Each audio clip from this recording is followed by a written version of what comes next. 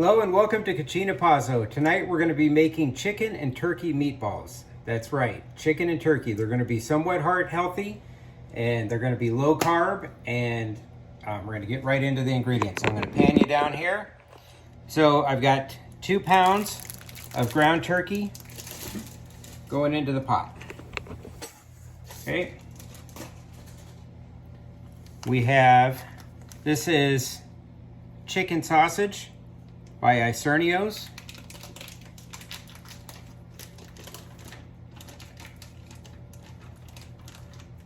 Get all of that out of there that we can.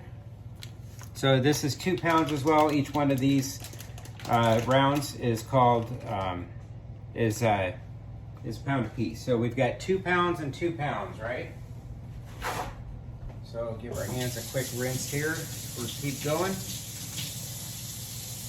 Okay, so for every pound of each, it's going to get an egg. So I've got 2 eggs in the pot. This is roasted garlic. You could use regular garlic, a couple tablespoons of that we're going to put in there.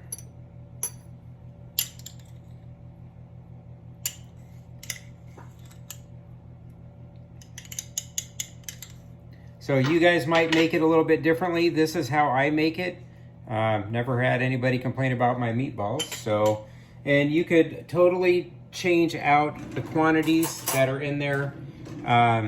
You could put, or the kind of meat that you put in there, you put pork and beef, you make all beef, etc. So we have half a cup of Parmesan. So, yep, there's gonna be some dairy that goes into this. So these are things that I wouldn't take out of there personally, but. So this is oregano. I'm gonna put 1 tablespoon in there. So if you're making half the amount, you could definitely half this. So this is oregano. Of course, I got the small container of oregano. Oregano has a lot of flavor to it. So I have found that basil, you need twice as much. So that's right, we're gonna put twice the amount of basil. So 2 tablespoons of basil are going to go into the pot. Okay.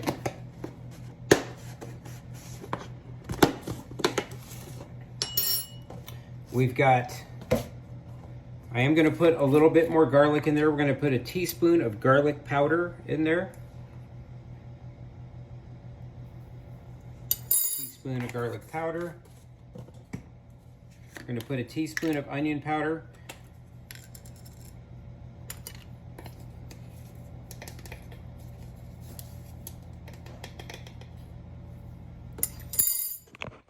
So you can use whole onion and mince them up finely. You could use whole garlic and put it in there finely, like I'm using roasted garlic. You're gonna lose some flavor when you use fresh. And some people will tell me that I'm wrong. But if you use spices, you definitely know that they're in there the 2nd day, the 3rd day, the 4th day. You'll know on the 1st day that you have those fresh ingredients in there. The 2nd, 3rd, and 4th, they start losing flavor.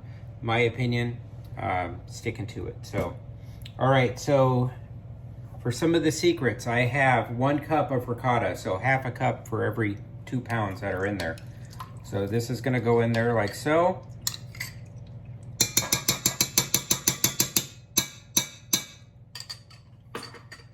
We got that. All right, so I like fennel seed, optional. This is optional to put in there. So we're gonna do half a tablespoon, which is about 1.5 teaspoons, fennel seed.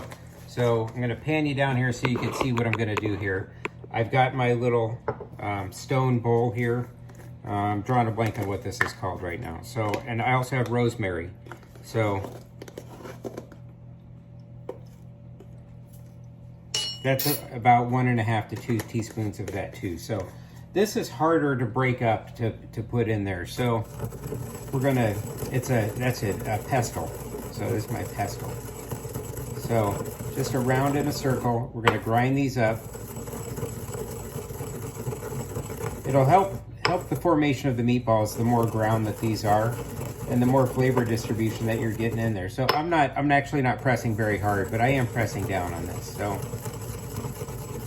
funny is this is mostly what I use this for, and the flavor that's coming out of this bowl, the smell, the aroma is absolutely amazing. So, all right. So this is gonna go in the bowl, like so. We haven't mixed anything yet. Pink salt, a couple cranks, gotta have a little pepper. All right, so I haven't put any breadcrumbs in there because I'm gonna make this low carb. So for every cup of flour, it's about 1/4 of the amount for coconut flour. So instead of putting a cup of breadcrumbs in here, I'm gonna put 4 tablespoons in, which happens to equal a 1/4 cup. So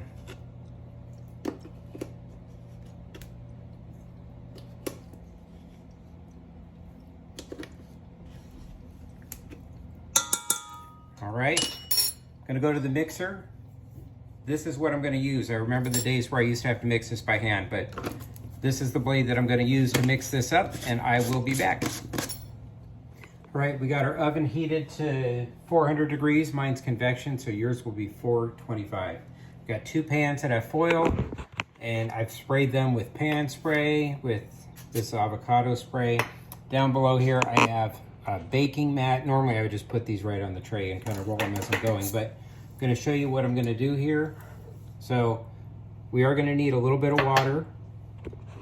So I'm gonna kind of move this over so you can see this. So I have a click and scoop, and I'm just gonna make these level. This is my big click and scoop. I think these meatballs end up being like 3.5 ounces, which basically means you're not gonna have to roll a bunch of little meatballs. So I did spray the inside of this with pan spray too. It helps it come out a little bit cleaner.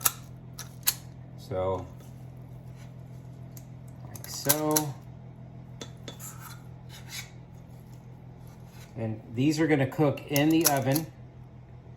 We're gonna do them for 6 minutes. And then we're going to turn them on their side, cook them for another 6 minutes, give them one more turn, cook them for like 3 more minutes. So total time will be about 15 minutes at this. But of course, we're gonna use a thermometer.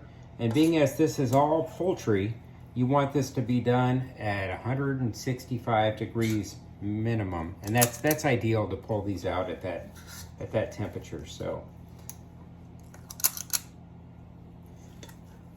I'm gonna fill this mat up first, and then I'm gonna show you how I roll these. Very, very quick process.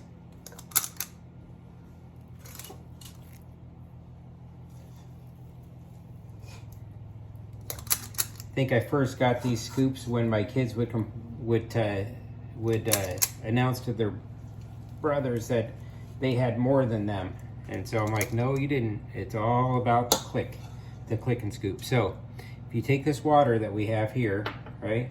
So get your fingers a little bit wet, okay? Roll the meatballs. So, and they roll better when your hands are wet. So on the tray, doesn't have to be every meatball that you get your hands wet, but you don't want any cracks in there. So goes pretty quick. Something it's pretty fast actually.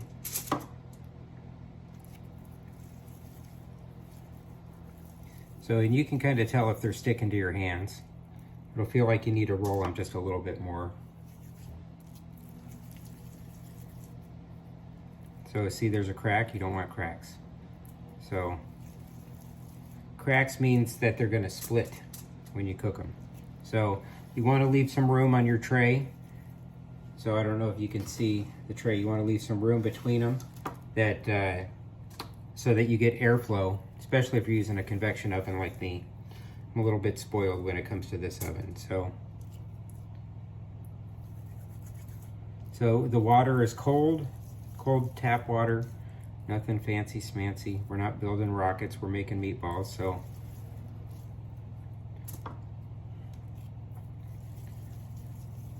meatballs are a big deal in my house. All my boys love meatballs.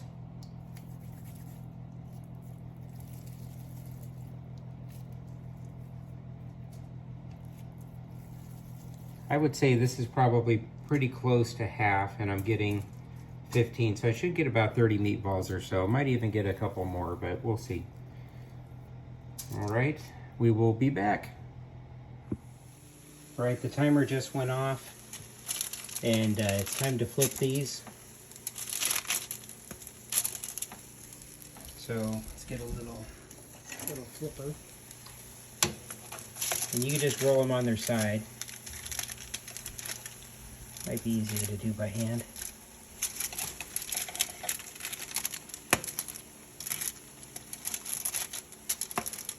Because if not, they will stick.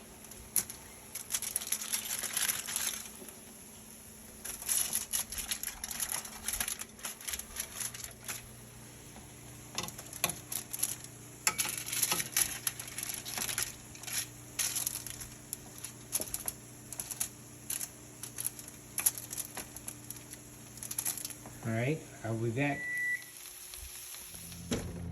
Alright, the first batch of meatballs is out of the oven, and looks like it's at 167.5.